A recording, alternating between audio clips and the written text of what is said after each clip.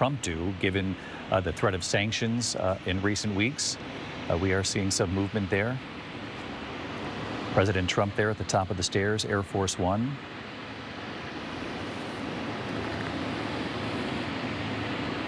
Giving his trademark fist bump there at the top of the stairs. Now coming down the stairs, and we expect to see Vladimir Putin at about the same time emerge from the plane there as well.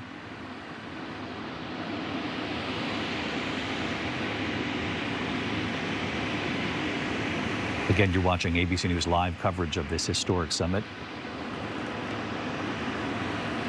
This is Joint Base Elmendorf-Richardson in Anchorage, Alaska. Vladimir Putin just now emerging from the plane there and coming down the stairs. And again, we have not seen a summit, a meeting of this magnitude on American soil in more than a decade between an American president and Vladimir Putin. And in fact, the West, including the United States and Europe, had not communicated in person with Putin since the invasion of Ukraine more than 3 years ago. That war raging on, the fighting even in the last 24 hours. President Trump has made it very clear what he wants here is an immediate ceasefire. When asked if that's what he will get, the president has been very honest in these last couple of days, saying, I don't know what I'll get. He gave it a 25% chance of failure, but also said that he believes Vladimir Putin wants to make a deal here, that he wants to negotiate. The president was asked on his way on Air Force One, you've had a lot of phone calls with Putin, so what's the difference in a face-to-face, in an in-person meeting? The president saying, no difference. He's a smart guy. He's been doing it for a long time. We get along. There's a good respect level on both sides, that he believes something will come of this. The president waiting there on the red carpet for Vladimir Putin.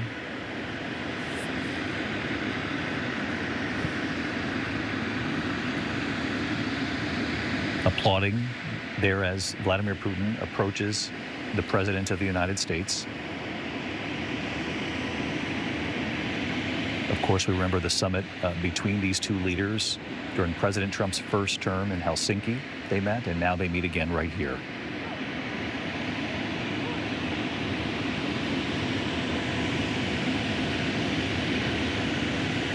The eyes of the world on this moment, particularly because Ukraine, the future of Ukraine, the future of that conflict, the war that has taken so many lives on both sides of the conflict, hangs in the balance here. We have been told that President Trump and Vladimir Putin will meet together. They will each have two high-level aides from their cabinets, their administrations in the room as well. So there'll be 6 people in the room, 3 and 3. Steve Witkoff, and there you see a flyover, the B-2 flyover. That was expected. And you can see the F-22s there and some of the cutaways from the cameras lining that red carpet.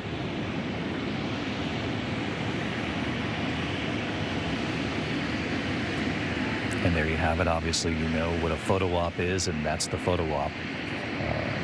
Still cameras there greeting these two leaders. That handshake now will be seen around the world, if not on live television, moments later across social media. You can hear the reporters trying. President, how can the U.S. trust your word? Thank you, press. Thank you, press. Thank you, press. The question was, how can the U.S. trust your word? That question obviously posed to Vladimir Putin. Obviously, they did not engage. There will be a motorcade now that unfolds on their way to this summit. They are expected to show us at some point the two leaders meeting in that initial summit. What comes after that summit, we're told, is what they're calling a working lunch, a working session of some sort, during which there would be a larger delegation from both Russia and the United States, hammering out a number of issues here. But the president saying on his way to Anchorage that what he wants today, what he wants coming out of this summit, is a ceasefire. He wants it rapidly. He acknowledges, I don't know if I'm going to see it today, but I'm not going to be happy if it's not today.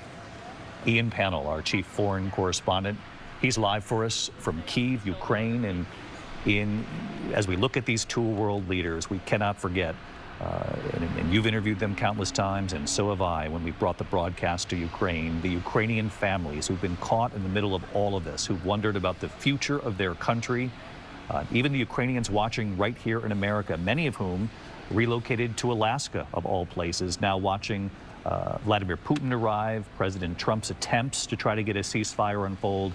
We cannot forget the Ukrainian people caught in the middle here. Yeah, very right, David. I mean, Ukrainians are watching, Ukrainians are hoping, but I think if you ask many people what they think of these images that we're looking at now, they will tell you that they feel sick to their stomach. Vladimir Putin is a man who has been charged with war crimes. His troops have been accused of carrying out sexual abuse, of murder, of occupying 20% of Ukrainian land, of wantonly destroying territory, of driving millions from their homes, of killing tens of thousands of people. And so, yes, they will not be happy. Ian Pannell with us for our coverage. That's a remarkable scene right there. Vladimir Putin waving from inside the beast, as we call it, inside the President of the United States motorcade. John Carl, our chief Washington correspondent, watching this unfold, also with us here today. A remarkable moment, John, for Vladimir Putin to get into the car with the American president. Obviously a very sensitive vehicle protecting the President of the United States. They will travel now to this summit together, it would appear. I mean, Donald Trump, some will question whether he knows statecraft. He does, David, know stagecraft. That was a made-for-television moment, seeing him walk down one red carpet, greeting Putin, walking down another red carpet, and then getting in to the presidential limo. There have been so many critics of this summit over the past several days saying, how could Donald Trump welcome Vladimir Putin to American soil? How could he give him the honor of meeting with an American president? They will no doubt have a similar reaction when they see that picture of a smiling Vladimir Putin in the seat there next to the president in the presidential limo. I can tell you this, though, Donald Trump sees it entirely differently. He sees this as he has brought the Russian president to American soil. This is a home game for Donald Trump. He has brought him to American land. He has done that flyover of the B-2 bomber, just like the B-2 bombers that took out the air campaign against the Iranian nuclear facility, walking by American firepower and getting into the most sensitive personal vehicle in America, the presidential limousine, and coming into that limousine. Donald Trump sees this as, you know, you're on my turf here. I'm the president. I'm effectively the world leader, and let's go. It's just the stagecraft, again, the stagecraft. It reminds me much of how he handled his meeting, especially the first meeting, he had two of them, with Kim Jong-un. Another one, how could you meet with the North Korean dictator? How could you give him the honor of a meeting with the American president? I think Donald Trump looks at the critics and he says, look, I'm taking an entirely different approach. Your approach has failed. I'm confident mine won't. John Carl here on this wholly different approach from President Trump, the home field advantage, as John alludes to here, hoping that it will help in convincing Vladimir Putin that a ceasefire, and one very shortly, is really the only way to move forward here and to get President Zelenskyy to that table as well. The rhetoric coming from President Trump in recent weeks when it involves Russia and Vladimir Putin, some of the strongest, harshest, if you will, rhetoric towards Putin that I can remember in covering President Trump, both as a first administration and now his second administration. I want to bring in our chief White House correspondent, Mary Bruce, because she's in the room where both of those leaders will actually take questions later today. Mary, I'm sure you were struck by this too. Even though the rhetoric had been somewhat threatening, talking about sanctions that would come, instead of the sanctions, they did not come to bear. We're instead seeing a summit on U.S. soil. And it's unmistakable the warmth that you could see between these two leaders. President Trump reaching over, touching Vladimir Putin's hand, shaking it multiple times, and then the smile from Vladimir Putin inside the beast, inside the presidential motorcade, speaking volumes as well.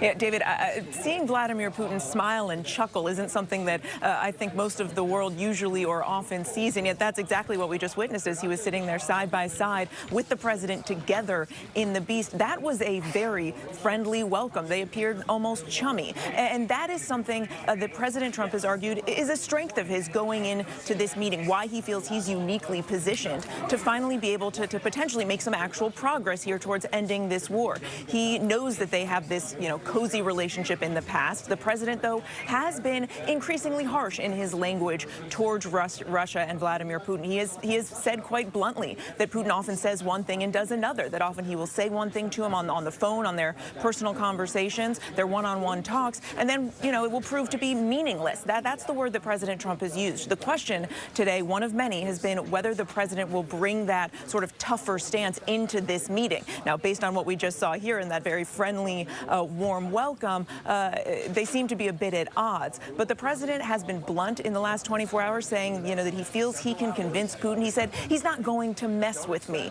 We will see if that's the case, David.